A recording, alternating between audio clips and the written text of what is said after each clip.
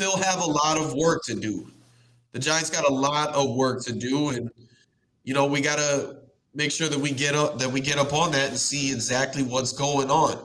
So, with that being said, I guess Kay, what was some of your takeaways from that game, and I guess how you felt about the season overall? Hold on, Rich. 1 second. I guess I can give some of mine real quick while we work some things out. I think overall the season was a lot better than most of us expected it to be. Right? You look at what it was coming in. A lot of us expected this to be a 4 or 5 win season, and we're talking top five pick, or the Giants drafting something around CJ Stroud, Bryce Young, or any of the other quarterbacks in this draft, and we're getting ready for this reset moving forward. And Brian Dable comes in, and he does exactly what is expected of a high quality head coach, which is come in and fix a lot of the intangibles, build a culture with this team. A lot of things were wrong with this team coming in. And he came in and he brought a new identity to this. At first, it was this old school where ground and pound football, giving the ball to Saquon Barkley. We're a running team, and it worked. And he kind of empowered Daniel Jones in a sense, where we're going to focus in on what you do best and slowly start letting you off the leash a little bit, which was what we seen later on in the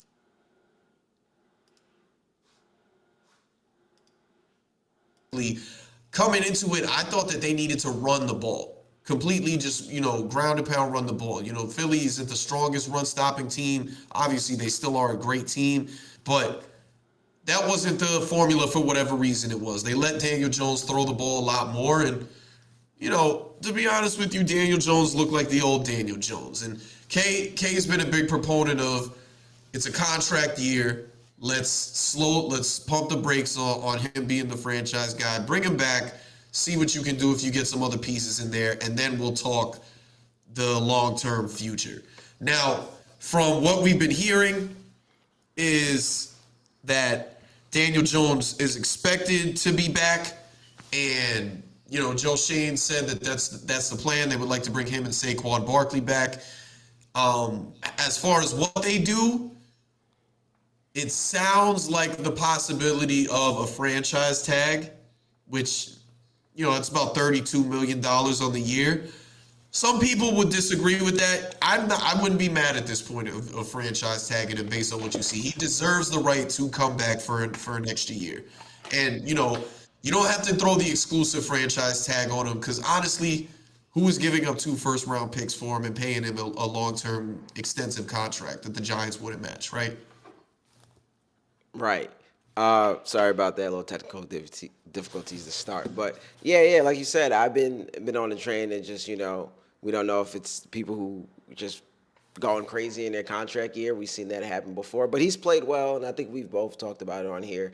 He's played extremely well to at least be brought back, depending on, like I said, what your options are out there. Obviously, like I said before, if Aaron Rodgers or someone comes up, then you may try to get that person first. But I think he's played well. Obviously, no one really played well in that playoff game against the Eagles, and they just seemed like they were the better team all year this year. So you expect those guys to be back. I think we talked about it offline a little bit. You see what they can maybe do and try to convince Odell to come there in the summer. You get Sterling Shepard back. You get Wendell Robinson back. And then you maybe trade Kenny Galladay, try to bring back Darius Slayton. So you think he would have more weapons going forward. So with more weapons going forward, you bring him back. He's confident. He whether it's franchise tag or wherever it is, you give him another year or so and see what he can do. Yeah, 100%, man. Try and shore up the offensive line. You talked about bringing the weapons in, see where that goes. What could really hurt this Giants team is the fact that Mike Kafka and Wink Martindale both have had head coaching interviews the last week or so since the Giants been knocked out. Shout out to my man Dante Monthia. He's been talking about this a lot. You want to try and keep this staff intact as long as you can. This seems like the perfect staff, especially when you consider the fact that Mike Kafka was the play caller for this team. He was the one designing plays. That Vikings game was something. I think all of us were excited watching that. The playbook was completely open. That's the best he looked. Most people after the Vikings game were saying Daniel Jones was the guy, right? And you just want to kind of sure things up. What you said that was big was the fact that you get Wendell Robinson back. This rookie class that Joe Shane brought in was heavily used early on, and they succeeded for the most part a lot. We don't really know what Wendell Robinson is as a wide receiver in this league. We saw a lot of good things, but unfortunately, he goes down with the ACL tear, and we're not really able to get a glimpse into what the future might look like with this guy. Is he a cornerstone player? Is he a legit target for Daniel Jones to be throwing to? So you got that in the bag. Odell Beckham's been tweeting a lot about Saquon Barkley and Sterling Shepard. So if somehow they could make that work, I mean, I'm all in for it. But there's a lot of moves that definitely need to be made, and unfortunately, there's a lot of things that some Giants fans might not want to accept. One of those things being that Saquon Barkley is also going to be a free agent this offseason. Now, from what I'm hearing, the Giants offered $12 million during the bye week annually. $12 million annually during contract during the bye week. He did not accept that. The franchise tag for a running back is about 10 million or so. And what has been said is that Saquon, while he did say he's not looking to reset the market for running backs and things like that, he knows where he stands with his injury history. What has been said is he's looking to get paid somewhere in the Christian McCaffrey realm. Christian McCaffrey makes about $16 million annually. Does not seem like Joe Shane is willing to up the ante on that $12 million annual price tag. So scary to think about that you might lose a superstar offensive player in Saquon Barkley. I mean, I wouldn't want that to happen, especially Saquon Barkley kind of is the identity of this offense. But these are the tough decisions that you have to make. And the biggest thing for me, what I've been saying is this season, we got to see what Brian Dable is as a head coach. I think we all loved what we saw. Right now is where we really get to see where Joe Shane is as a general manager. We liked the draft. We liked a lot of the moves that he made, during the season and during the offseason as far as free agency goes. Now this is your second year. What is it that you're going to show me to prove that you are going to help bring this franchise into the right place? Right. I think obviously everything that happened before he got there with Gettleman and things, he has been put in a tough situation. But like you said, this is the summer to kind of show us. I think Saquon's played really well. Like you said, it would be tough to lose a superstar like that. But I think he's maybe earned his money, and we'll see where those contract negotiation goes. But still, can he get rid of Kenny Galladay? Can he get off that money and maybe trade him for a few pieces? What happens with Daniel Jones? So I think even outside of Saquon Barkley, there's some other things that he has to show us. Like you say, he showed us he's draft well. We like Wendell Robinson, Evan Neal, Kayvon Thibodeau. Thibodeau. We like those guys, and I think they said the Giants got like the 25th pick this year in the first round. So another quality player seemed like you can get at that pick. So his drafting has been well. Now it's kind of time to see what he can do in free agency. For sure, man. For sure. Game itself was a blowout. I don't know about you. I was a little shocked that it was that bad. I was wary on saying the Giants were going to win that game, but I did not think it was going to look bad. And I think at the end of the day, what that tells us is even though the Giants were able to make it to the playoffs and even make the divisional round, they're a lot further away from being a perennial playoff team and contender than a lot of people would have hoped. And that's also kind of what Joe Shane has been hinting at the entire season, is that he's not going to mortgage picks and he's all in on this rebuild. So are you saying they're 2 years away from being 2 years away? Yeah. I'm on your side of things too, where like I didn't think it would be that bad. For the fact that they were playing the team for a third time, it's tough to beat a team 3 times in the season it being a playoff game, so people were hyped and the stakes were high. So that's why I was kind of surprised that it was that bad. Like you said, I was still kind of on the side of maybe thinking like, or picking them to win, but I thought it maybe be a little better showing from them. So it kind of is what it is. I think that just shows you that the Eagles are kind of just in another class, like you said. The Giants did well. They made the best of what they got, and if we all flash back to what we thought the season would be, it was a rebuild year. It was a see what you got type of year. So I think that win just kind of, put us back like, okay, this is, put us back into place. We were hyped. We were excited. We overachieved, but I think that one showed us like there's still another class in the NFL right now that we're just not in. We're maybe a little closer than we thought to start the season, but we're still not there yet. 100%, 100%. Now, so the Eagles are moving on to the NFC Championship game for the right to represent the NFC in the Super Bowl, and their opponent is going to be the San Francisco 49ers. I am one to tell you I am not shocked that the San Francisco 49ers are heading to the championship game, because what can go wrong will go wrong, and it is an accident waiting to happen. Every year, you can count on the Cowboys getting there and losing right before they get into the big game, right? This is just, Nick Wright likes to call the AFC side of things the Kansas City Invitational now. What the NFC side of things is, it's, I don't know, I'm not going to call it an invitational of any kind, but one thing is for sure is that the Cowboys are going to lose in the playoffs. It's like that black cat is just following them around. Similar to the Knicks. No shade, but they're not meant to be there, man. They just can't get it together. Now, there's a lot of different issues in that game. There was the clock management issue. But the biggest thing for me and why I wasn't going to pick the Dallas Cowboys to beat the San Francisco 49ers, the San Francisco 49ers have a top two defense in this league, the Eagles being the other top tier defense. And you have a quarterback who averages 2 turnovers a game. What did he do in that game? He gave the ball to the 49ers defense 2 times. That is a recipe for disaster. You also decided to stick with Nick Maher, the kicker who missed 5 kicks in a row a week ago, and then also missed a kick to start the game. Yes, was it bobbled? Was it batted? It was. But if you look at that kick, wasn't a great kick. You know what? What can the Dallas Cowboys really do to fix this? I don't know. They have a great wide receiver in CeeDee Lamb. They got good weapons over there. You got Tony Pollard. You got Ezekiel Elliott. By the way, even if Tony Pollard didn't go down, they were going to lose that game. You got a decent quarterback in Dak Prescott. And I'm willing to say that Mike McCarthy's a decent head coach. To me, it just is what it is. It's like Space Jam. You will play all the time, and you will always lose. Yeah.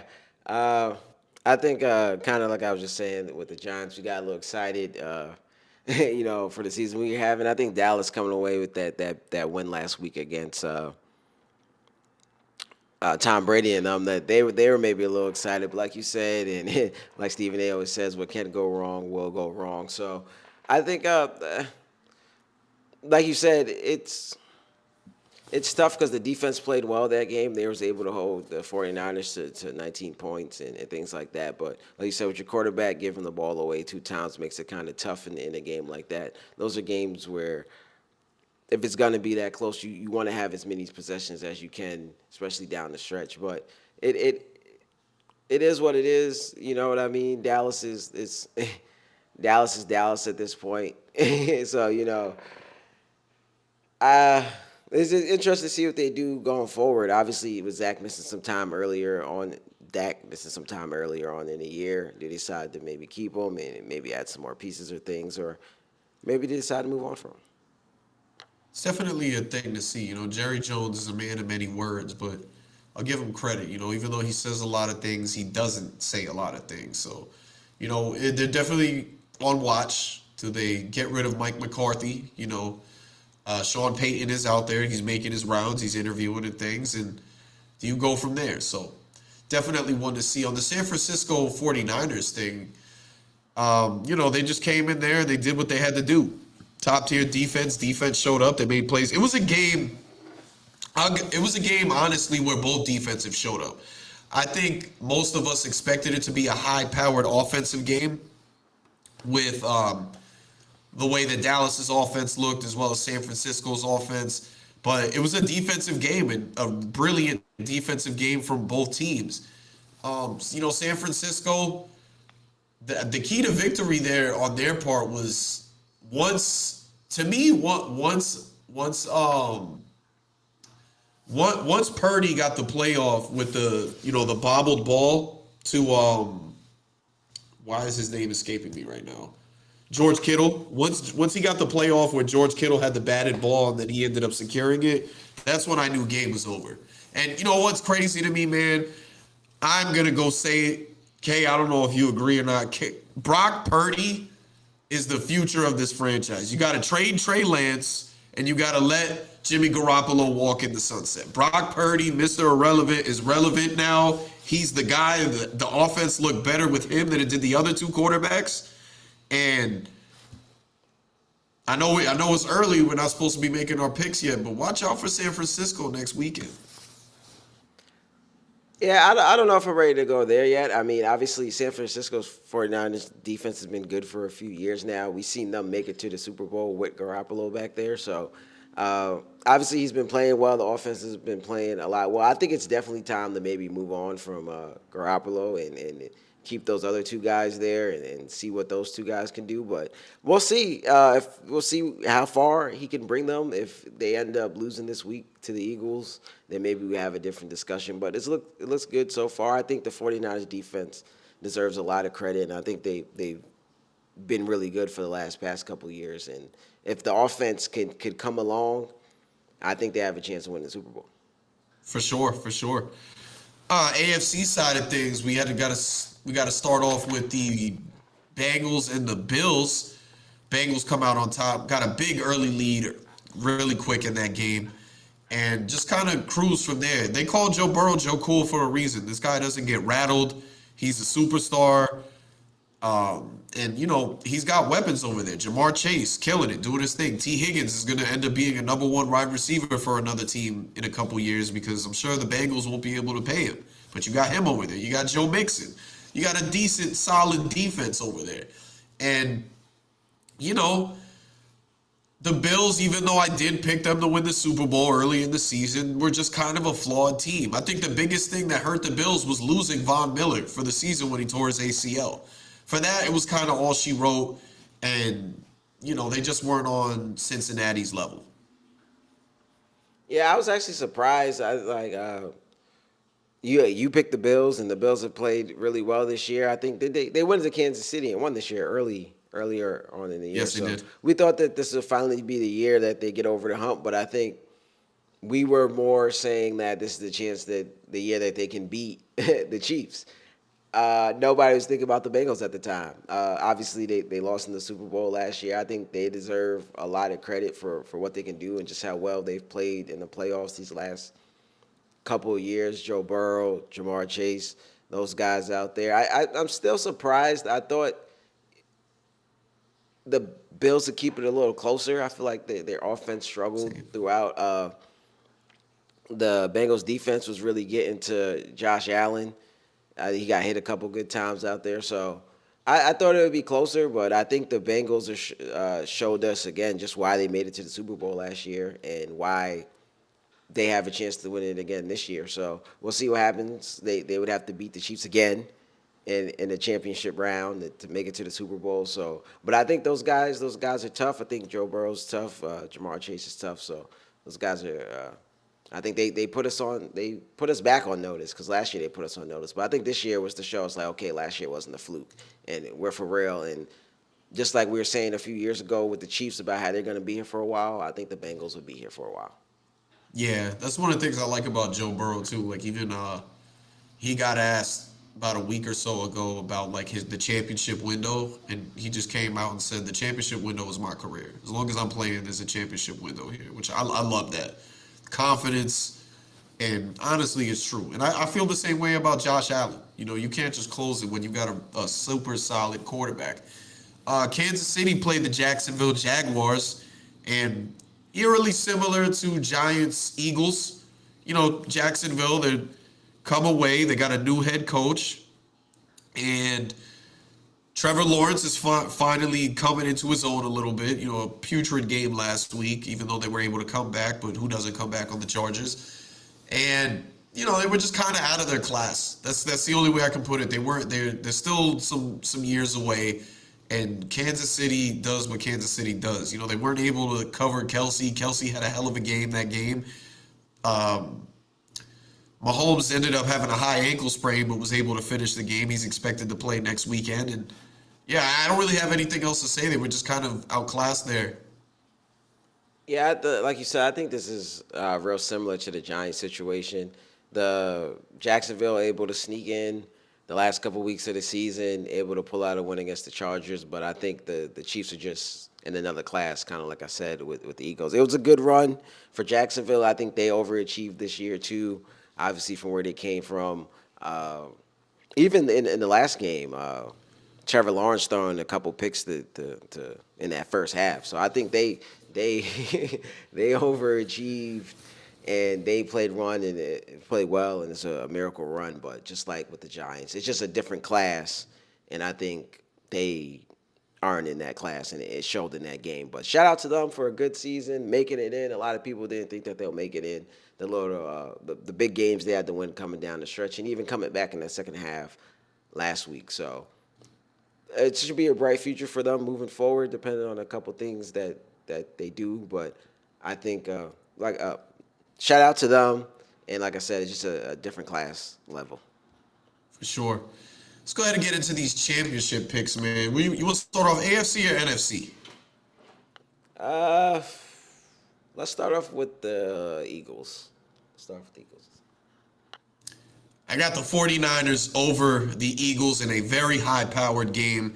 You have two top-tier offenses going against each other, two top-tier defenses going against each other, and it's probably going to be the best game of championship weekend. But I got the 49ers. You know, Nick Sirianni's a first-year head coach, right? You know, he's still got a ways to go. I think it's going to come down to coaching. And the 49ers just kind of check all the boxes you need, even at quarterback. Like I said, I think Purdy's the guy, and Purdy he commands the offense, which is crazy for a rookie of his stature. There's no drop off. You know, everything's clicking. They've got, you know, amazing weapons. And if you're pretty on par with where you are as an offense, as far as and where you are as a defense, then, you know, that's when coaching really becomes a thing. And I got to give that to Kyle Shanahan. So I think it's going to be a very good game. I might have said high powered earlier. I don't know if it's going to be a high scoring game just because of how good those two defenses are. I'm going to take the 49ers 27-24 over the Eagles to, you know, start things off. And the 49ers get to go back to the Super Bowl and try and finally win their first since the 90s. I largely agree with a lot of things that you said there, but I'm actually going to go with the Eagles. And I'm going with the Eagles for the fact that everything you said is true. And when I think about everything you said, I think it comes down to quarterback play. Obviously, coaching is going to be big, which coach can push the right buttons at the right time. But I think when teams, to like your point, two high-power offenses, defense, it's going to come down to which quarterback can make that extra play to get the team to win. So, like, your coach can call this play, or you can run this offense, or whatever it is. But both teams have good defenses, good offenses. So it really comes down to which team can just make that extra play. And I think when I think about it like that, I'm going to pick Jalen Hurts to go out there and make that extra play because I just think he's the better quarterback. Obviously, MVP candidate this year. It looks like he's healthy. He played well against the Giants. So with all that, I think Jalen Hurts being the better quarterback will be the one to pull out that extra play that's going to get his team to win. Okay. So Am I hating a little bit because I'm a Giants fan and I hate the Eagles? Yes, I am not going to deny that. That is 100% true, and I'm being slightly biased in my pick of the Niners. But let's go back into the season. The lone loss that the Eagles have when they were, completely healthy is against the Washington Commanders. What was the Washington Commanders formula to beat the Eagles? Keep the offense off the field. You can't let Jalen Hurts and the rest of those guys over there do what they do if they can't get on the field as much. They were able to kind of ride the wave, keep their own offense on the field, run out the clock, and come away with a win. This is one of the reasons why I'm talking about coaching being a big thing. Kyle Shanahan knowing how to manage the clock, not late in the game, but throughout the game. And when you have a high-powered defense in there, shout out to, D'Amico Ryans, you are able to do that.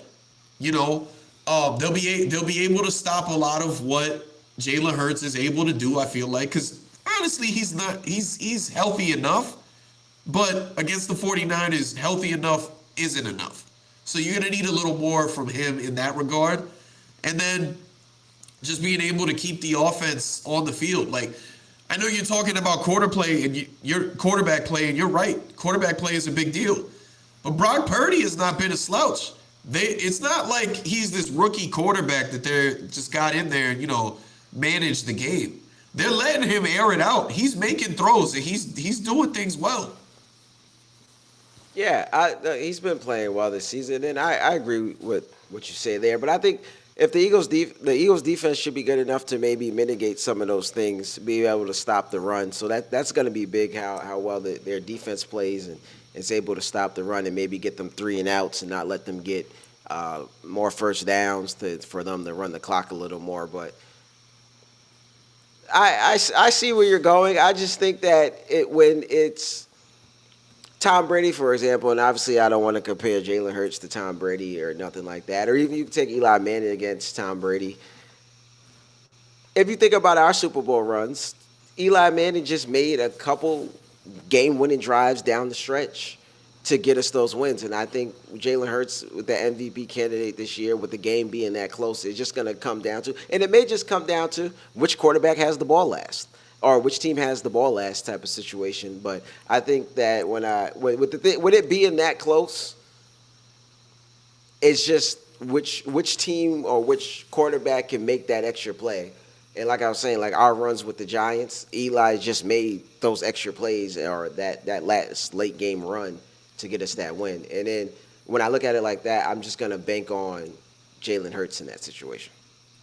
I hear you. I don't think, it's definitely a tough call, but, regardless, I think we can both agree that this is probably going to be the game of the weekend. And you think so? You don't think the Bengals versus the Chiefs? I think Let's go there. Let's go there. Be a great one. You know what? You know why I'm not calling that one the game of the weekend? Kansas City can't crack that code. They haven't got, since Joe Burrow's been in Cincinnati. Every time that they play Joe Burrow, they have not gotten a win. So, and that's being healthy. Patrick Mahomes is about to try and play with a high ankle sprain. There's a lot to be desired there if you're a if you're a Cincinnati Bengals fan. I got Joe Cool and the gang going into Kansas City and taking care of business and going back to the Super Bowl. And I got them doing it by a two-score game. Got to be in a two-score game, Cincinnati.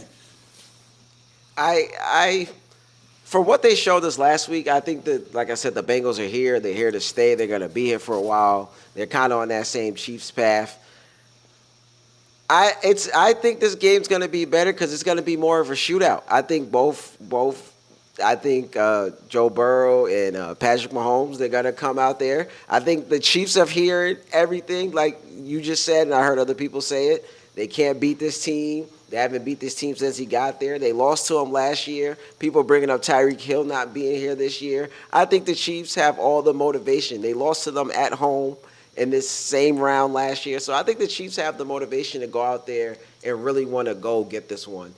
Do I think they're going to, really win it handily? No. But I think they'll make those couple extra plays, and they're motivated enough to come. And they see what they did to the Bills last week, and I don't think they're taking that lightly. So I think the Chiefs are coming in highly motivated, wanting to get this one, and I think it's going to be more of a shootout than that 49ers-Eagles game, where I think this game will be the better, and maybe it's not the better game, but it'll be the more fun game to watch, which will make it maybe a better game.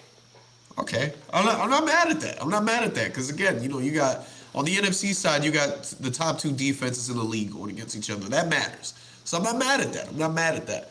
But did you hear what Jamar Chase and them were saying going into the Bills game? They heard a lot of disrespect coming their way too.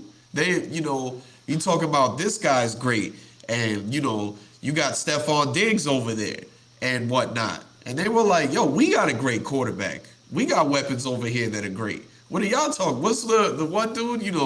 He might got that thing, but I packed that thing too. And you come this way, you might get clapped." So that seems like that's the thinking in Cincinnati, and I ain't gonna bet against Joe Cool. I ain't gonna bet against Joe Burrow. I'm telling you right now, 2-score game, only because you got Mahomes trying to play on a high ankle sprain. But I could be wrong, and you're kind of stirring me the other way with the shootout. But I'm gonna stick to what I'm saying. Yeah, no, I see. I think that, like I said, the Bengals put people on notice last week when they beat the Bills. That was a big win, and the way they did it too, it wasn't just like we snuck out of there. They won that kind of handily. So I think that they put people on notice, and a lot of people are probably thinking like last year was just a miracle run for them to make it, and this year showed them that it's not. And I think it's going to make for a great game. Just like what I said and what you said, it's what makes it a great game. And just think about how this is our second year seeing this, and obviously we may not get it every year, but if you think about the Bills, the Chiefs, and the Bengals, we're gonna see those teams match up for at least the next couple years, where it's like you got like those teams are gonna have to run into each other. So yeah, the Bengals, you're gonna have to probably face the Bills, whether it's the championship round, the divisional round, and after you face one, you're probably gonna face the Chiefs after that. So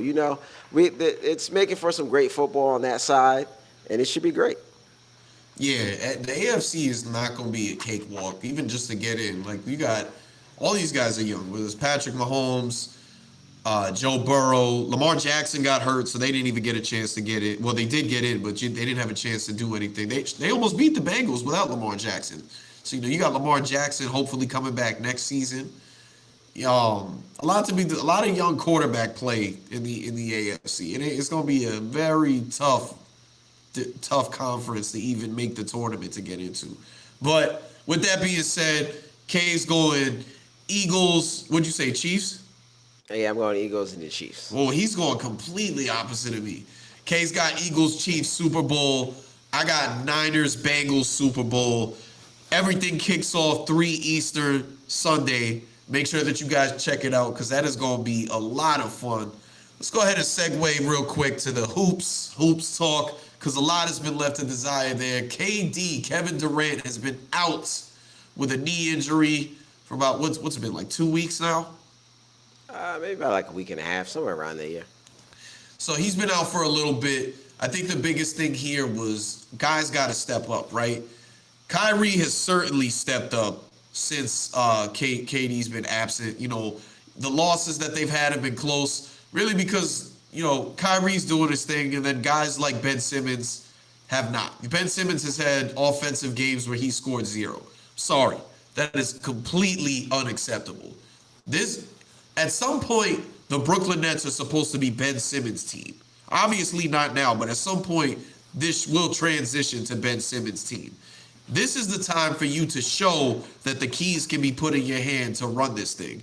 And you are a guy that is supposed to be running this as a point guard, setting guys up and whatnot. And, not that he's doing a terrible job of it, but I'm not seeing the Ben Simmons that we know we should see. He is just too good to not be the second fiddle to Kyrie Irving right now. And I want to give a big shout out to Kyrie Irving. Last night, when he dropped 50, about 50 or so. 48 or something like that. No, he dropped 38. It was 38 on the Warriors. And he dropped 48 on the Jazz. That's what it was. Okay. So I remember Kyrie last time when they played Golden State in Brooklyn, and there was a fan heckling him saying, "You're not gonna do this with Steph," and he's just like, "Steph got to guard me." And he came in and he gave Steph the business like he always does, and they came out there with a win. So, Brooklyn, they're fourth in the East right now. KD comes back. This is a team that can obviously make a run. I think Jack Vaughn should be in consideration for Coach of the Year with the turnaround that he's done with this. But they've got the pieces. Nick Claxton had a hell of a game last night. But they got to figure out what they're going to do with Ben Simmons moving forward, in my opinion. Right. It's interesting for to see Ben Simmons at the moment because it's obviously he took a year off. So coming back after taking a year off is not light. And obviously he wasn't the offensive scorer like KD and Kyrie is. He's kind of fell into that Draymond Green type of role. Screen setter, good passes, run the offense every now and then. But if you go look back at his time in Philly, he had some big scoring games. So I don't know if it's just this year getting his feet back under him, trying to figure out where in this offense he fits to get his buckets, or just where he fits now in the NBA with things changing and where he can kind of get his buckets. But I hope he can kind of get back to that. Like you said, the team is going to be his at some point, and he kind of hasn't shown it. I think with KD out, even with KD, you should be able to get 10 points a night, 10 to 15 points a night. I like his assists, his rebound, his defense. He's given them other things, even though scoring is not that. But Jack Vaughn has done great, so I don't want to say that Jack Vaughn has to put him in better spots. I don't know if Ben Simmons has to be more aggressive, but I'm interested to see it going forward, not even like this year, but next year, to see after he really gets his feet under him. Because if you even think about how he started this season, it was kind of slow. He was fouling a lot. He looked, out of shape. Now he looks more in shape. He's been playing better, but his offense still hasn't came around. So I wonder when he gets his feet under him how things will look for him and maybe another year in the system if things going forward. So I don't want to cut him out too early, but like you said, it hasn't looked too good. And games where you're scoring no points or taking no shots and passing up layups, that's the reason why Philly was upset at you. Obviously, you don't need him doing that too much here because you got those other great scorers. But with KD out, I just expected him to maybe be a little aggressive on offense. And even still, like in this space right now, I'm kind of interested to see where he can have those 20-point games again and 25-point games again, because the way it looks is just – it looks a little farther out than kind of his time in Philly.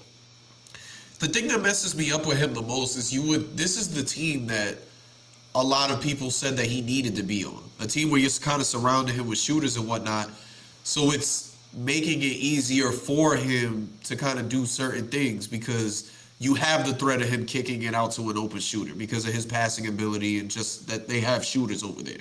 And that's what kind of messes me up with him more so than anything else, of not even like 20-point games, but offensively, you really haven't been a factor in KD's absence like you should be. Yeah. I mean, his passing is still there. I think that game where he didn't score, he had 9 assists before halftime or something like that, 10 assists. So his passing has been there. He's been able to find guys, but like you said, his aggressiveness on offense without KD isn't there. And a lot of people talked about it before, like, hey, you give him in that Giannis role with shooters around him, he'll be able to do kind of what Giannis is doing. And we just haven't seen that yet because he's kind of like in that role, especially when you put Kyrie on the bench and it's just him. It has to be him with a whole bunch of shooters and maybe Claxton. But that's another thing. He probably plays a lot with Claxton because you put those two guys' defense together, gives him some great defense. And Claxton is kind of clogging up the same space he'll clog up. So it's like I said, I wonder after he gets his feet under him a little more, figuring things out, I hope he can kind of get back to that. But it hasn't looked great so far, but it hasn't been terrible. So it's interesting to see kind of what he figures out going forward, because he hasn't looked – he should look better with all that space on offense. 100%. Speaking of what's looked terrible and what's not looked terrible, the Atlanta Hawks not having the season that we all expected them to have. They made a huge trade to get DeJounte Murray this offseason, And we had a big talk when they first made the trade of this offense has to look more of like a Houston a Houston James Harden, Chris Paul type of offense where it's like your turn, my turn. Not that we thought that was gonna make them championship contenders, but a team that could go on a deep run in the East nonetheless. And that's just not what we've seen. Kay, you talked about it a little bit. DeJounte Murray still feels like he's kind of needs more time to get comfortable in the system. There's been rumors of Trae Young possibly asking for a trade. Other rumors where Trae Young feels like DeJounte Murray just isn't going to be the right guy to be a part of this team, which is a little weird to hear considering Trae Young was the focal point of DeJounte Murray even getting to the Atlanta Hawks. Now, they're the eighth seed in the East right now, so you're a play-in team. What are some of the things that you've been seeing from the Atlanta Hawks, and how can they kind of get this thing turned around to where they want it to be? I don't know. Atlanta's in an interesting situation because you bring up all that, and then there's still John Collins, who he's been in trade rumors since kind of last year, and he's been in a lot of trade rumors this year. So they may trade him away and maybe see what they can get for him. Trae Young had that little problem with the coach over there. There's quotes of like you were saying, Dejounte Murray talking about still trying to fit in. So Atlanta seems like I don't I don't want to say they need to blow it up because they're only a year or so out from being in the conference finals. So they're not bad off. Obviously, the Dejounte Murray trade, I wouldn't say it's not working, but it's probably not working to the point that they wanted it to work or thought it would work. So I like John Collins, but it looks like the writing's on the wall for him to leave. So maybe you trade him and try to get more shooters around them, and then you can play that maybe uh, Houston situation a little more, where it's like your turn, my turn, shooters spread around. We kind of just go from there. But I don't know. I don't. Atlanta just seems like maybe everybody's not getting along over there, but they have the talent, so it's kind of weird. So we'll see what they'll do. Yeah, I think we kind of said that a little bit with the Lakers last year, with the struggles of Russ and how bad they were. It's just like you can't give up on that talent. You got to see what that talent can do. So I feel you on that. You can't give up on that talent. It's definitely a weird situation to see, just with everything that's been going on over there. I didn't even put in the John Collins stuff because you're right. He has been talking about him getting moved for a while now. So figure if you're the GM over there, talk with your coach. What are the pieces that you need to kind of make this thing work? Of all right, we're gonna stagger DeJounte Murray and Trae Young, and how are we gonna put the pieces together? Where this is the unit you're running and this is the unit you're running before we put you guys back in to play the game together to end it. But definitely something to behold. Yeah, Um, if I could say one more thing on Go it, ahead. it's when we put these players together, we all kind of expect it to work right away, and then when it doesn't, we're like, hey, what's going on? They may just need more time to learn each other, uh, figure out their situation and things like that. So it could just be a chemistry issue, like you said. You want to give up on that talent too early, so you hope they can kind of figure it out. And if there's still a lot of season left, so if they make a late run and maybe make it to the second round and get bounced or something, there may still be some potential there. right on, right on. The Miami Heat, a team that definitely struggled early on, has started to find their footing a little bit. Now, I think a lot of you guys thought I was crazy, Kay. I feel like you thought I was crazy too, because the comment you gave after I said what I said with point guard. Got to fix that point guard situation. I'm still not a believer in it, but you got other people stepping up. Gabe Vincent, who was the starting point guard to end the year last year, doing his thing over there. You got Victor Oladipo back and playing back to Victor Oladipo form. And Jimmy Butler is also stepping up big, as well as Bam Adebayo, who's having a career year. What are some of the things that we've noticed in Miami getting back to where they would have hoped to be? Yeah, I think a little bit of health. Obviously, Jimmy Butler has missed some time. I think Tyler Hero's missed some time, and he might still be out. Bam has been playing up to par, like at an All Star level this year. So with Miami, I think at first, and I think I brought this up before, I think they were still adjusting to Tyler Hero starting. Not that he was a problem starting, but you now miss that fire off the bench, and you kind of try to make up for that, even though he's in the starting lineup. But him coming off the bench gave you a different look. With now with him starting, you kind of lose a little bit in your bench. So I think health and then figure just kind of figuring that situation out a little bit. Like you said, point guard play. You haven't been big on the point guard play. I'm not super big on Kyle Lowry, but I thought he played well for him last year, and he kind of just fit that mold for them. So I think it was just figuring things out. It was a different year. Oladipo's played well. He's coming along now. It's just figuring things out and kind of getting healthy. Like I said, with Oladipo playing well now, you kind of have another little punch off the bench. So that kind of fills that Tyler Hill role a little bit. You said something interesting last show about the Heat looking better with Hero coming off the bench. I kind of want to touch on that a little bit, especially like with the way Oladipo's been playing. He looks a lot more like Indiana Vic that he has the last year or so. If I know the thing with Spo is very strict with his lineups. He doesn't really change a lot with his lineups unless somebody gets hurt. Once a guy gets hurt, it's next man up mentality, and usually the next man up plays to a high level where Spo is sticking with the lineup. I feel like this is a situation where Spo kind of has to look at the roster again, and somebody's got to talk to Tyler about, hey, you're our guy, and we know that you're a star in this league. You're a star for us on this team. But we need to push egos aside for the betterment of this team to have you come back off the bench. Because to me, the formula or the recipe for success for this Heat team is Hero coming off the bench in the second unit. And the biggest thing, like guys like Lou Will and Jamal Crawford. yes, Jamal Crawford. Guys like Lou Will and Jamal Crawford have said it all the time. It's not who starts a game. It's all about who finishes it.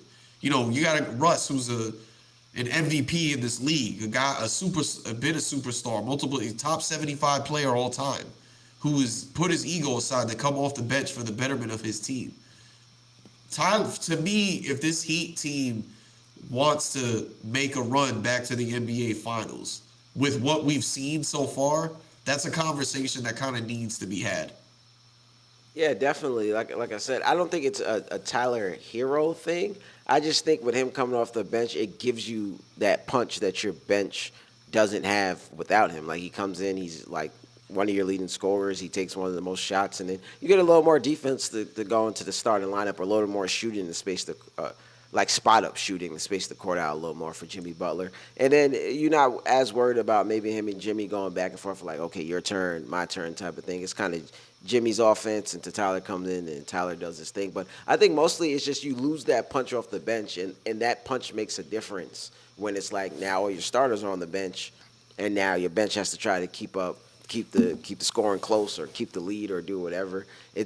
You miss that punch, but with Oladipo playing a little better, maybe that's why things just turned around a little bit. But I brought it up, and like you're seconding it, and it's just I think like you said that's a conversation that they should be had for the betterment of the team. But they're playing better now.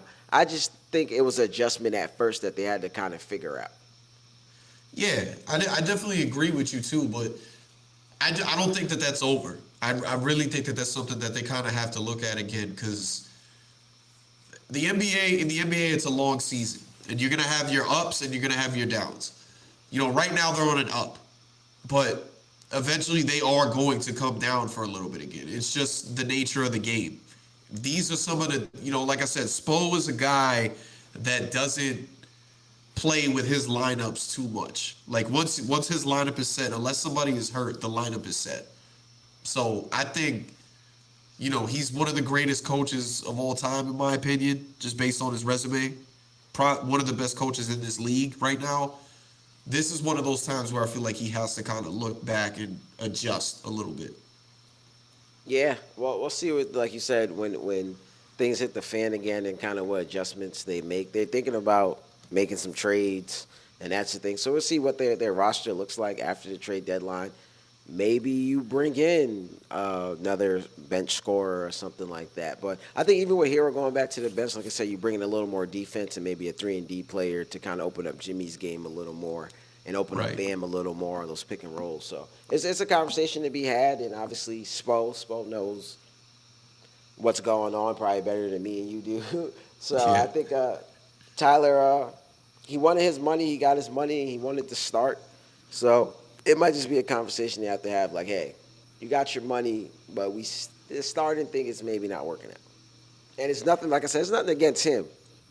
I just think on this team, I think on any other team, you probably start him and you're good.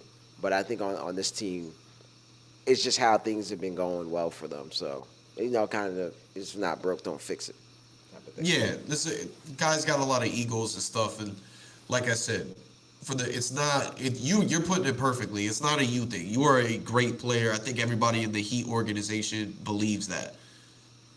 Us having you on the bench has nothing to do with you as a player. It has everything to do with this team moving forward.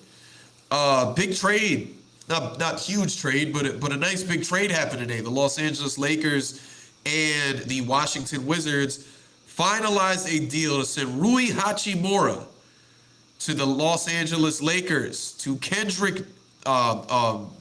Kendrick Nunn and a 2023 second round pick via Chicago, as well as the 2029 LA second round pick and a less favorable 28 Washington LA second pick. That's a little shaky there. But these are the trade details. It sent Rui Hachimura to the Lakers and Kendrick Nunn to the Wizards. This is a perfect trade for both teams. On the Wizards side of things, Kyle Kuzma kind of cemented himself as that guy at that position for that team with Hachimura, younger, didn't seem like they needed to get an extension done with him because they have Kuzma there now. And then also you're sending Kendrick Nunn to Washington. It just hasn't worked out for Kendrick Nunn in LA. He missed all of last season with an injury. He's been playing this year and just has been a non-factor for the Lakers. So, no disrespect. I remember Stephen A said this once talking about Kwame Brown with the Gasol trade. When you move on from nothing, that's something.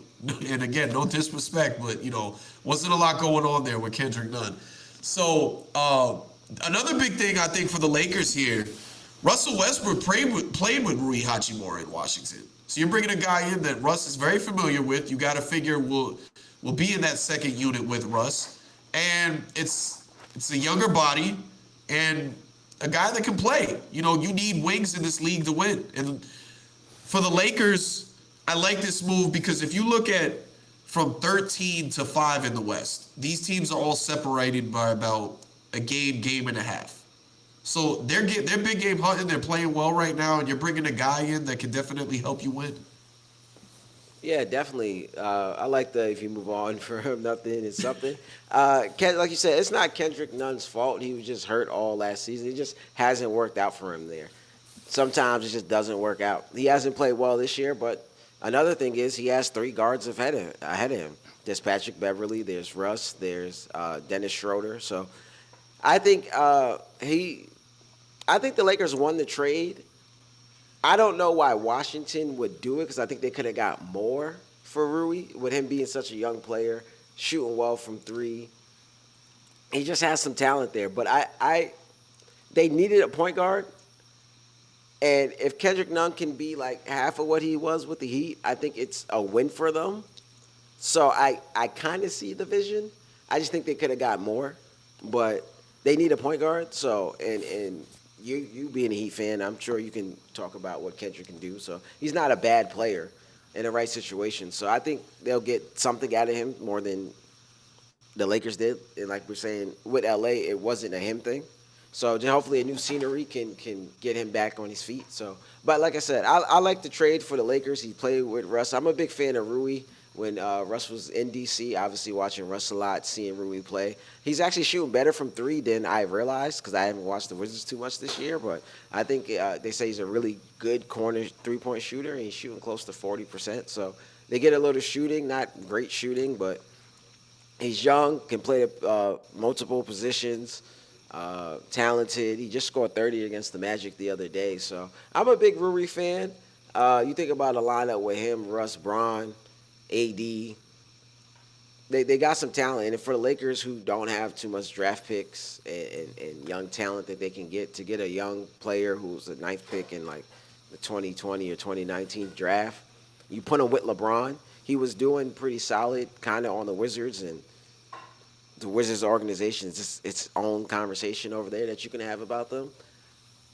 You put him with LeBron, you put him back with Russ. You know what I mean? AD when AD comes back, I think he'll give him a lot. Yeah, I agree with you on that. Speaking of wings, this is something that you were definitely pretty tapped into. Jonathan Isaac, we haven't heard of him in a long time. He is active and ready to play. I love Jonathan Isaac's game. And on an Orlando Magic team that is, not doing terrible, but not doing great. If he looks like what he did, last time he played, weren't they in the playoffs? Yeah, it was the bubble. I'm pretty sure he hurt himself in the bubble. Right. So I mean, that's some stuff that you could bring in there. Yeah, obviously for this young team that's still learning how to win, you bring someone who's been in the playoffs, been with this team for a while, brings you defense. Obviously, he hasn't played in 2.5 years, so he has to get his feet under him. I had to go down to the G League and shoot his 2 games down there in the G League. Obviously, it's only the G League, but for someone who's missed 2.5 years or so, he looked well. He played well. The NBA is going to be a different level, obviously, but I just think his veteran leadership, him being back out there, he has to get his feet and his legs under him, but his defense, his length, those type of things. For this team, like you say, they're not doing great, but they're not doing bad. But I think for them, what you thought was another rebuilding year, they're a couple games out of the play-in, and they can try to maybe make a run. He's the probably the oldest player on the team. He's been there the longest. I think Markel has a little playoff experience, but he might be the only one there with like some playoff experience. T. Ross too. I can't forget about T. Ross. So I just think he'll bring them veteran leadership, defense, and that's the kind of things that they need right now. More veterans with these young guys. So they have a good mixture of veterans, young guys to go in there. I don't expect crazy things from him, but moving forward, having him back out there is a great start. Yeah, I feel you on that, man. One other thing here with the NBA before we move forward. I know I'm forgetting something that I know we were supposed to bring up too, but Blazers are spiraling right now. Tough loss. They were up like I think 20 or 30 something last night on the Lakers, and Lakers come back to win that game. There's a lot. There's a lot going on with Portland. They're pieces away, and I know Dame has been very strict with I'm on the grind and I'm not ring chasing and things like that, but things do not look too hot over there right now. Yeah, and they started off really well. They started the season off playing really well, and things aren't going too well right now. So they almost got the same record as the Lakers. What you think about how well the Portland started and kind of how bad the Lakers started? I don't. Let's see what they do at the trade deadline. The trade deadline's coming up. Let's see how long Dame decides to stick with the grind. I know there was some videos going out, him going back and forth kind of with a reporter last night. They aren't doing too well. The best I can say is see what happens at the trade deadline. I kind of don't know if they go moving forward. I don't know kind of what happened to the team. Dame is healthy now. He was kind of hurt a little bit at the beginning of the year, but they still should be winning some of these games. Like that loss last night to the Lakers is kind of inexcusable. But let's see what they do at the trade deadline, because I think they're going to have to make some moves, because obviously this team isn't working. Yeah, and I mean it's not like they don't. Yeah, it's not like they don't have pieces. I mean, you got Gary Payton the second. You got Shaden Sharp, a young up and comer. You got Nasir Little, who's been good. Jeremy Grant is over there now. But yeah, they got some good young pieces. But I think with when you have Dame, he obviously he doesn't want to be in the play-in. He wants to be competing for championships. So you might need to see if you can trade some of those young pieces for maybe some win now moves and try to see if you can go for it. My thing with them is they're not one piece away. Like they're a couple years ago that was a different story. They just couldn't get that wing player to come in and play with them. But right, they're not one piece away. So what exactly are you gonna do? There's rumors of D'Angelo Russell probably on his way out of Minnesota. Is that a move you want to make? Pair him up with Dame? I don't know. But even if you bring him over there, he hasn't looked like the best version of himself. And also, even if he did look like the best version of himself, you'd still be a bunch of pieces away. So it's just hard to say like what can they do that can be a win now moves. Like they're gonna have to be the busiest team at the trade deadline if they're trying to make win now move. Like they would have to do something similar to what Cleveland did in 2018 when they just traded everybody and then got a bunch of pieces back. Yeah, it's kind of different because they had LeBron. So, but yeah, I see the point. I see what you're getting at. That's why I said it's going to be interesting to see what they can do at this trade deadline and what they do at this trade deadline because you have some young pieces and you probably want to keep them, but you also have Dame, who's not probably going to accept not making the playoffs this year. So they kind of have to figure it out. They're in a very tough spot right now, and I'm interested to see what they do and kind of how they figure it out. There's multiple ways you can go about it, like you said. Are there win now moves out there? Who knows what happens when we get closer to the trade deadline? Maybe you go for a Miles Turner and Buddy Hield. You get those guys some more shooting, some more defense, and maybe you don't have to give up too much to get those guys. So they're in a weird spot because you have young talent you want to keep, but you also have Dame that you want to win. But the young talent doesn't look like they're producing too much wins at the moment, so they kind of got to figure it out. I think they're like close to rebuilding, but close to not rebuilding, and that's kind Because of they don't not want what to you give want up to do. Dame. It's because they don't want to give up Dame. It doesn't Right, make sense. We said years ago that was the move they needed to make. right. Well, we said the move was either get rid of him or CJ, but I don't think they got enough for CJ for them to get better. I mean, CJ's in a great spot right now. Obviously, the Pelicans without Brandon Ingram and Zion are going down a little bit, but they're in a great spot. So we thought getting rid of CJ would help them get more pieces, get that wing player that can help them, but it doesn't. You're kind of still in the same spot because now you have Anthony Simons who's playing that CJ role, which is more of the same. In a way, you're worse because you're 13th in the West right now, and I was the one who said just blow it up. They needed to blow Right. it up, and of course nobody was going to listen to that. But they needed to blow it up after they made the conference finals. That was your ceiling, conference finals. You're never going to get back there again. People thought I was crazy for saying it, and now they're 13th in the West. So Yeah, let's see how they finish their season, but it's gonna be interesting. Let's see if Dame still sticks around, or we'll see what the off-season moves look like. before we go, we're going to go ahead and target a couple teams and moves that they should be making at the trade deadline. Okay, let's start with some of our viewers' favorite team, the New York Knicks. The Knicks. The Knicks have been up and down this season. I think it's the writing's on the wall for D Rose to go, and I think I seen a report where they're trying to get him somewhere where he'll be happy. I like D Rose over there. The Knicks. The Knicks are in an interesting spot. If I am the Knicks, there's obviously no star out there for them to go after, or in typical Knicks fashion, they would do it. They would try. I think they need to look for more bench scoring. I think you want to try to get another scorer in there. I think Julius Randle has been playing well. Jalen Brunson's been playing well.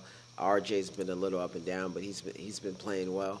I think with those three guys starting, all going left, I think if you get a scorer who can come in there and shore up that bench, or maybe if one of those guys are having a night off, or just you need to get some rest for those guys. I think just another scorer to come in there that you can kind of give the ball to, and he can get his own shot, create his own shot, and kind of get a bucket and keep that bench up. Keep that bench up. Best way to do it, you got a serious scorer that's just riding the bench over there, Cam Reddish. You know, we're team free Cam Reddish. We always talk about getting pennies on the dollar. You know, you trade a dollar, you're gonna get 4 quarters back. That's a guy that people would want. You should go ahead and make that happen. Maybe even before the trade deadline comes around.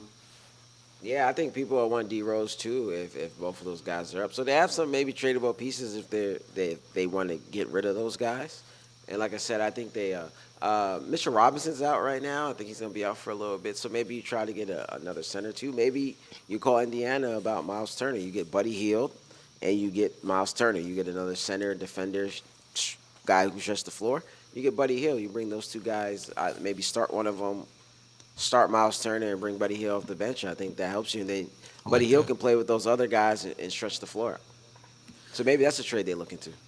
I like that. The Milwaukee Bucks. The Bucks, I think they just need to get healthy. I think the Bucks, they're just. I think I said this before in here. They're kind of like the Celtics. They just at this the old Celtics with KG and PG. I mean Paul Pierce. They're just a well-oiled machine at this point. They're always going to be in it as long as they're healthy. They've been tumbling a little bit, but Giannis has been out. Chris Middleton's been out. Drew Holiday's been playing well. I don't think they need much. I just think they need to get healthy. Obviously, if you can add a little more bench scoring, maybe. But I just think they need to get healthy. Really, they don't really need to do too much. Agreed. The Atlanta Hawks. Oh man, the Atlanta Hawks are interesting. They're close to blowing it up, but they also feel like they have the talent to make a run. So they're interesting.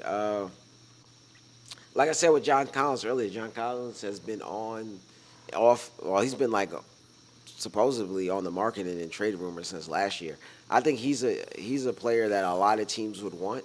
So you dangle him out there, but then I'm not sure what you're looking for in particular. So I think more shooting. Like I said earlier, you want to just find a team to get you some more shooting. So you open up the court for Trey Young some more, and then you open up the court for Jonathan Murray some more, and then, like you said, you go to that Houston offense and kind of let them play your turn, my turn, with a whole bunch of shooters around them, and see how far that can take you.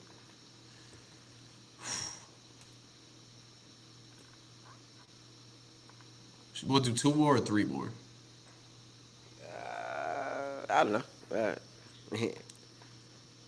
Let's shoot for 3. The Golden State Warriors. God, I think the Warriors need to look hard into trading some of their young players for veteran help. If you look at all the Warriors runs, and maybe you exclude K, no, you can even look at the KD's run. You can look at last year's run too. Those guys have always had veteran players off the bench that can come in and make a difference. Last year you had Otto Porter, you had Gary Payne Jr., you have those type of guys who come in, stretch the floor, play defense, help those guys out. I think this year they thought they can rely a lot on those young guys who aren't coming through, like Kaminga, Jonathan Wiseman, and things like that. So I think you take a hard look at maybe trading some of those pieces for more veteran help, because the Warriors formula has shown with veteran help, you have a chance to win it. Obviously, you don't want to give up those young guys because they may have some potential, but their window is only open for maybe a few more years, and maybe those guys come around, maybe they don't. I think you trade those. I think you regret letting a couple of those veterans walk this summer. If there's veteran help out there, I think you think hard about trading some of those young guys for veteran help so you can make a run. Yeah, I agree with that. I think like your untouchables would probably be like Jordan Poole, maybe Kaminga.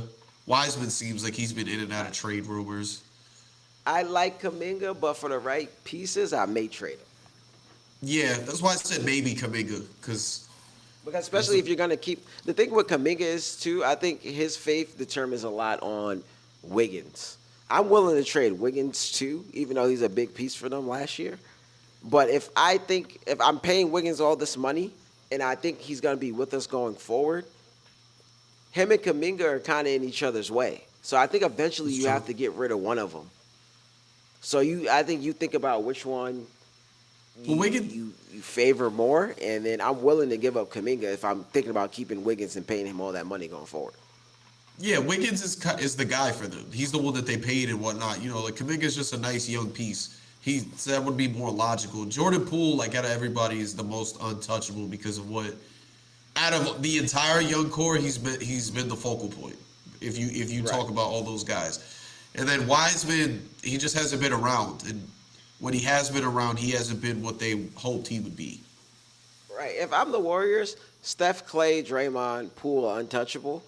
Everyone else I'm willing to have a conversation You with. think If Draymond's you could, untouchable? yeah, I would keep him for this run. I'd keep. I think getting rid of Draymond right now, it'd be tough. Now I would have to keep him for this run. Uh, uh, but everyone else, I'm willing to have a conversation for. I'm willing to have a conversation for Wiggins. If it gets me the right pieces back, and you're that high on Kaminga, maybe you don't want to get rid of him this season and give Kaminga a little more time to develop. But I think eventually, Wiggins, if you don't want to pay him that much money, Kaminga's a cheaper, younger option. And if you had that high on him, I'd rather keep him. So for the right pieces, I'm willing to talk about like Wiggins is not untouchable. And then from there, it's my deciding factor if it's Wiggins or it's Kaminga, and go from there. And then Wiseman, like you said, just hasn't been there, so he's worth a discussion. For sure. Um, we'll go to Miami Heat. The Heat. I got two obvious ones, two obvious pieces that they need to address, and two obvious positions Well, that they need to address. the point guard's probably one of them. Yes. I know you want to upgrade at the point guard. I think I've seen this in the reports. Do you take a hard look at D'Lo? You know what? I would. You want to know why I would? Because D'Lo is a guy. Right now, D'Lo is a guy that some people look at like his NBA career possibly could be over. He's been in a couple different destinations now. The best we've seen him look was in Brooklyn that year that they made the playoffs, and he's kind of been good but not great since, between Golden State and then Minnesota. Miami would be the perfect destination for D'Lo. It's team first organization. It's, you are going to grind and you're going to do everything that we ask of you to do.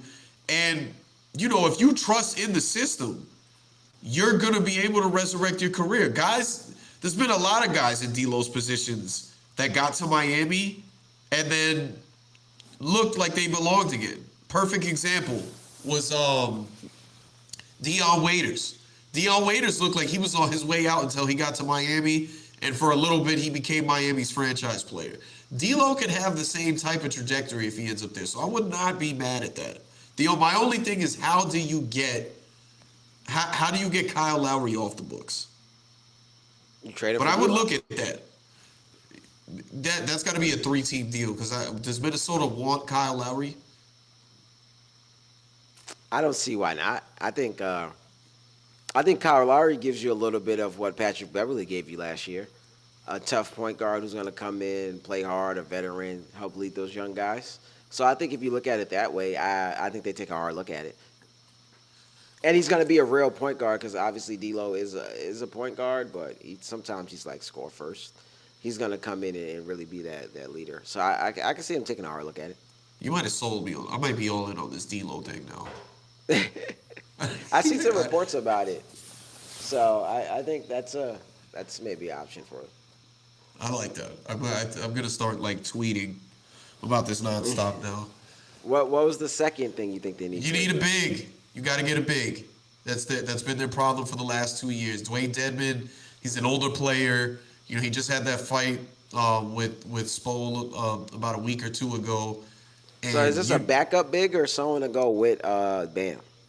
it could possibly be either or. It depends on what you want the lineup to look like. Because you could continue to play Bam at the 5, or you can go to what you were doing about 2 years ago when you were playing Bam at the 4, and then you have because Bam can play the 5, but Bam is not a traditional big. He's not a legitimate big man.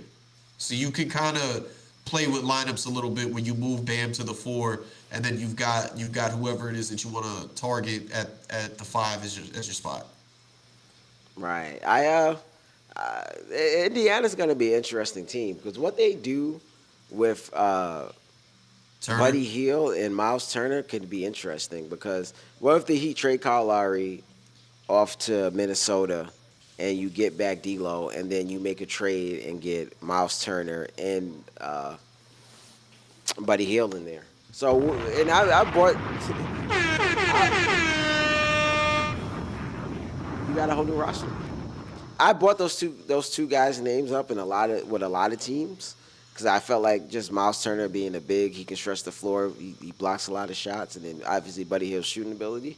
Those two guys can help a lot of teams. So low-key, where they go can change a lot for teams that are right there.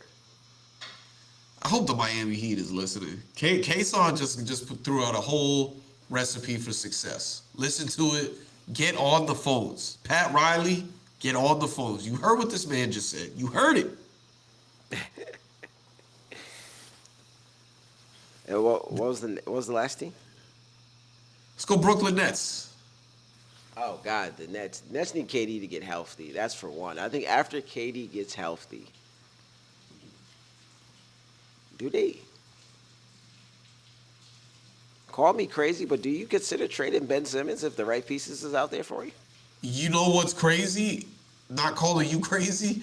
I heard that the Pacers were willing to entertain the idea.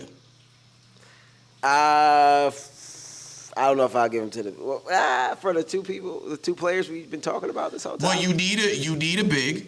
So Miles Right. Turner is there as an option, and then you add your scoring if you're going to bring Buddy Hield in. You know I what? haven't given up on Buddy Hield. I think Buddy Hield can still be a legitimate player in this league. You know what the Nets need? They need another big. I love Claxton. He's playing well. He's having an all defensive player of the year type of season. But they need someone that's a little bigger, a little stronger, because Claxton's kind of on the skinnier You side. can't have him in the When post. Yeah, when you match up with guys like Embiid or those bigger post-up type of centers, I think it can cause some trouble. So I think they need to get them a solid big like a Dwight or somebody, someone that can just rebound and play great defense in the post, kind of like what a Kendrick Perkins used to do back in the days. Someone that's just going to rebound, block a couple shots, not get pushed around in the post. And I think that may be all they need. And I think if the right thing for Ben Simmons comes up, you consider it. But I think they just need they kind of got what they need. They got shooting. They need KD to be healthy, but they need a big that can play, that can stop the Embiids, that could bang with the Bams and those type of guys down there, and the Robert Williams and things like that. Really, Embiid. You really need a big for Embiid because Embiid's the one that's going to post up the most. So Philly's there. Philly's been playing well. You need a big that can bang with Embiid down there in the post and just give you some fouls because Claxton's more of a weak side help defender type of, not post defender type of guy. The only way I wouldn't do it is if you're going to put Ben in that role.